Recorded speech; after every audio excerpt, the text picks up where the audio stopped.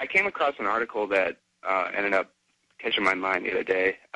Official disclosure of extraterrestrial life is imminent. Yeah, I see a lot of that from the Disclosure Project run by the Rothschilds and others.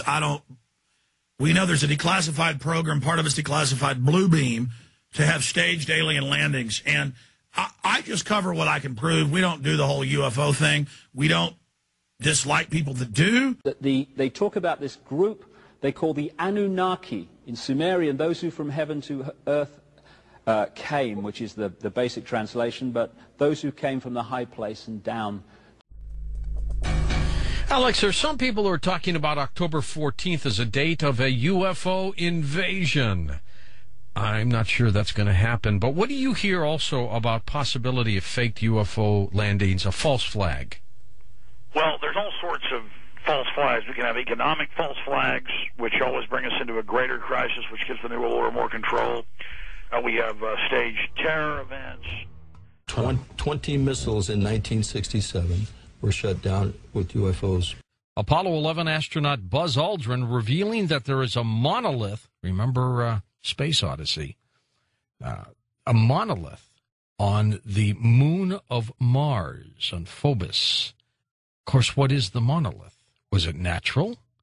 Who knows? It's New World Order. You are not alone. The Russian Navy says it's declassified its records of UFO encounters, and some of them are doozies, including seeing a group of humanoid creatures dressed in silvery suits 160 feet under the water. But I think what they've discovered is that government is a failure. It isn't so much that they're all saints now and they don't want the government taking care of them. I think a lot of people have come to the realization that you can't trust government. The government's been promising me all this, and they were going to give me all these free things and wouldn't cost anything, and I'd have a good job and we'd live happily ever after. They're starting to realize now that it's not so, and they're going to end up with a lot of debt, and the government can't be trusted. That's a healthy start. I think it's time to open the books on questions that have remained in the dark, on the question of government investigations of UFOs. It's time to find out what the truth really is that's out there. Most people are other people.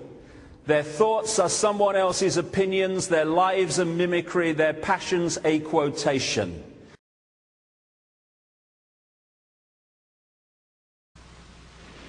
Of course, the grand designers scoff at the suggestion that such a concentration of power in one place might ideally be suited for a total consolidation of control into the hands of a small group of power-hungry world politicians. They particularly scoff at the possibility of this power falling into communist hands through the tactics used so successfully by their agents working within every other coalition government in which they've ever participated. We're assured that since this would be a world coalition government, for that reason the communists wouldn't try to seize power. They'd be content merely to share in it. To form some kind of a world brotherhood, a world union.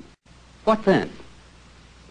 Well, first of all, we would have to be willing to give up certain things that we would rather retain, such as our sovereignty and our independence.